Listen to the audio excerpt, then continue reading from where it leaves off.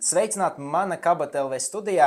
Mēs turpinām mūsu video intervijas ekspertu viedokļus, un šodien studijā mums ir pievienojis Jurijs Georgs Rusakovs no Zvērinātu advokātu biroja Cobalt.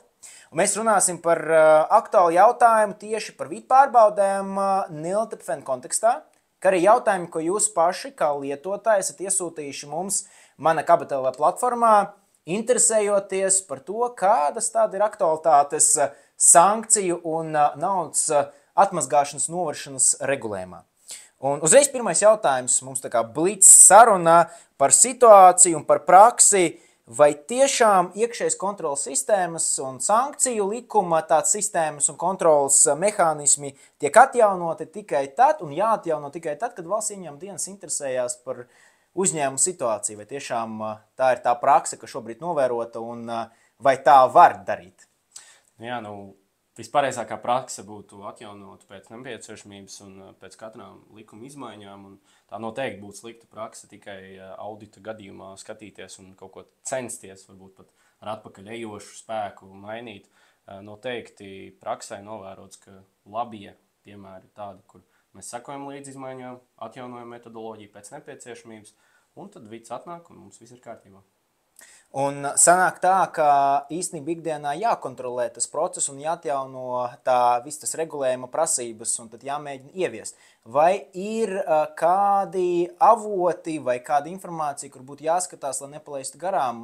Tad kādas ir tās jaunās lietas, kas būtu jāievieš pašā savā vai metodisko materiālu grozā vai arī vispār attiecību uz regulējumu un procesiem, kas notiek uzņēmumā?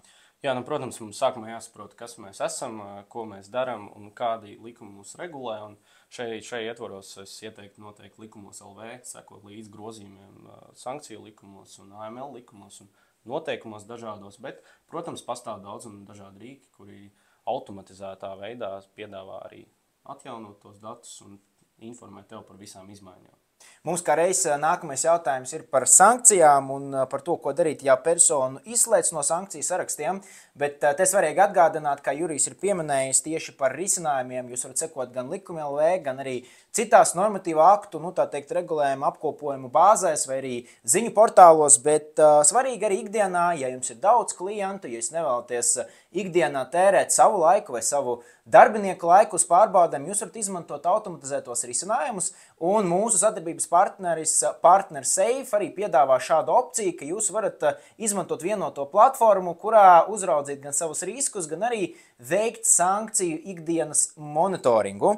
Bet atgriežoties pie paša jautājuma, ka pašreiz ir zināmi gadījumi, ka tiešām personas izslēdz no sankciju sarakstiem. Ko tad darīt šajā gadījumā? Vai tā persona ir tā, ar kuru es jau varu sadarboties, kad viņa izslēgta, vai tomēr ir jāpieskat un jāpieņem arī kaut kāda papildus kontroles vai darbības attiecību uz šo gadījumu? Jā, te svarīgi norādīt, ka ir tāpat jāsako līdz notikumiem. Un pēdējā brīža tas skaļākais gadījums ir, kad Eiropas Savienības tiesa atcēla sankcijas diviem Krievijas oligarhiem, bet pieņemsim uzņēmējs, vidējs uzņēmējs palaiž garām, ka konkrēti sankcijas tika atceltas nevis vispārībā, bet konkrēti par posmu 2022. gadu. Un attiecīgi sankcijas joprojām ir spēkā. Kas būtu jādara, protams, ir jāturpina sekot līdzi. Tā var būt, kā jau es iepriekš minēju, dažādas datubāzes, bet, lai pieņemsim atvieglot, var sekot līdzi, pieņemsim dažādās platformās, kuras automātiski paziņo, kas ir izmainījies. Bet pat ja persona ir atcelta no sankciju saraksta, mēs tāpatās sekojam līdz notikumiem un kas ir mainījies. Jā, mēs redzam, ka īstenībā tie ir divi jautājumi, kas jāņem vērā, gan pašas metodikas, gan arī sankciju, tie saraksti un vispār tie riski jāspēj novērtēt, jo viņi mainās ne tikai jau no tā skatu punkta, ka kāds tur pievienots no jauna, protams, daudz biežāk kādu iekļauj sankciju sarakstos nekā izņem, bet arī tas fakts, ka kādu personu izņem, rada jums tādu nepieciešamību arī par šo faktu arī piefiksēt, jo, ja atnāk regulējuši iestādē un rēdz pēc jūsu datiem, ka tā persona, kas jau sen ir izņemta ārā, tomēr iekļauta, tad var rasties iespējas, ka jūs šo informāciju vispār nesakojat līdzi un vispār par citām personām neveicāt nekāds pārbaudas. Tas arī varētu būt kā viens no tādiem riski ietekmējušiem faktoriem par jūsu faktisko procesu jūsu uzņēmumā. Bet atgriežoties pie metodikām un pie procesiem, un ņemot vērā to šodienas situāciju, ka mums viss strauji mainās, un dati un procesi, jauns regulējums, viss kaut kāds izmaiņas ar katru gadu, ar katru nākamo ceturksni kaut kas nāk jauns, cik bieži tad ir jāpārskata tā sankciju un NILTPFN metodoloģija, vai ir kaut kāds tā labās prakses pieņēmums, cik bieži tad jāatgriežas pie šī jautājuma?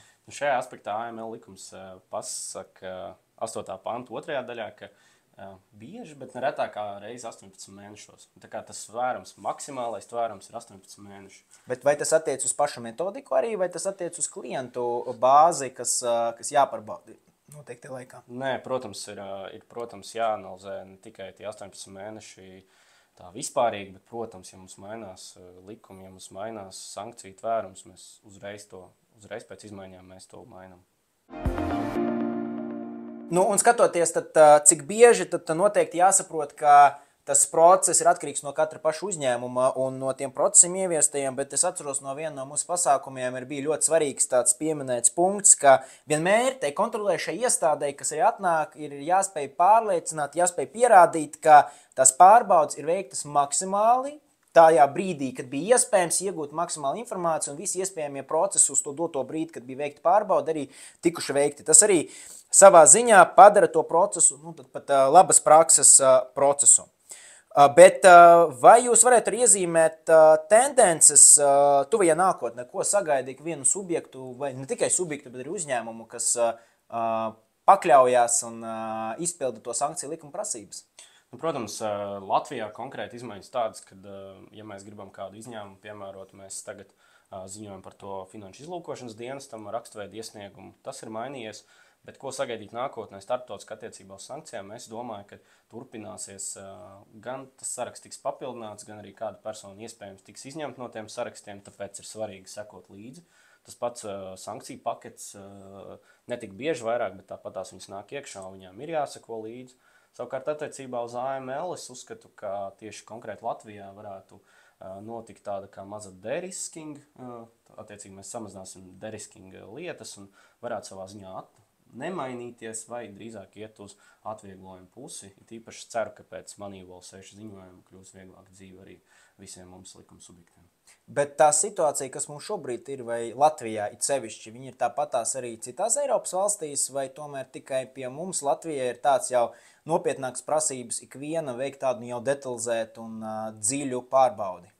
Nu, lielos vilcienos, protams, mums nacionālajie akti ir pārņemti no direktīvām un no rekomendācijām, tikai tā atšķirība ir tāda, ka pēc Moneyval 5 ziņojuma 19. gadā Latvija nonāca riskā nokļūt pelēkajā sektorā, un tāpēc tika pieņemta pilnīgi visas ieteikumi, pilnīgi visas prasības. Un, diemžēl jāatzīst, ka varbūt ir iebraukts tādā pārregulācijas nozarē, un tagad mēs cenšamies to visu izlīdzināt. Bet, Eiropas Savienībā, pieņemsim, Centrāla Eiropā nav tik stingras prasības tīpaši no bankām pret klientiem.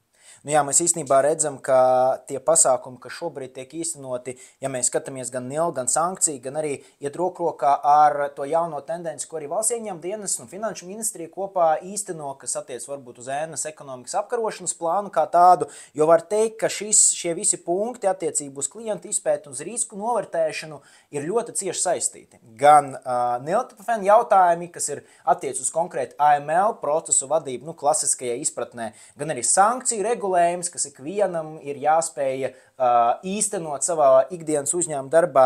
Un, protams, arī tie jaunie punkti, ko ēna ekonomikas apkarošanas ietvaros par nodokļu nemaksāšanu, nodokļu riskiem arī ievieš mums, tad uzliek papildus slogu pienākumus, tad mēs redzam, ka tas savā ziņā mūsu valstī interpretēts tāds process un ievies, ko mēs šobrīd pildam maksimāli, ko mēs varam arī no šīs interpretācijas dabūt, bet cerēsim uz to, ka ar laiku tiklīdz mums uzlabosies tas kopējs uzņēmēju gatavība un spēja to darīt, pielietot rīkus, tehnoloģijas un vispār to informāciju, kas ir pieejama, tad varētu būt tā, ka tas līmenis arī tiešām pazemināsies. Protams, to arī mēs arī cerēsim. Mēs visi ceram. Paldies, Jurij. Es aicinu jūs sekot līdzi Mana Kabata LV sociālajiem tīkliem, mūsu ekspertu viedokļiem un tiekamies nākamajos video.